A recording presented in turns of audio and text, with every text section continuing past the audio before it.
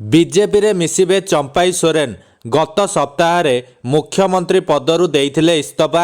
आसंद जानिबा एहार services खबर विषय रे।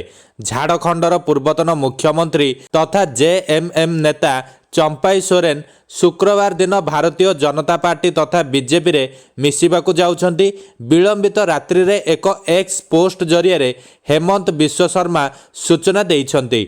आसाम मुख्यमंत्री हिमंत विश्व शर्मा तांको पोस्ट रे चंपाई सोरेन को जड़े विशिष्ट आदिवासी नेता बोली संबोधन करिसंती।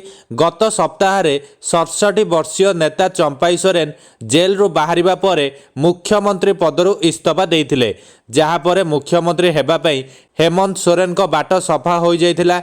सोरेन इस्तफा देबा सह कहिथिले जे से जदि किछि दिन अधिक रही थांते तो राज्य पाई आहुरी अधिक विकास होइथांदा। एहा सह आहुरी भी कहिथिले जे से राजनीति केबे भी छाड़िबे नाही, कारण अन्य राजनीतिक दल सर्वदा तांको पाई खोला रहिछि।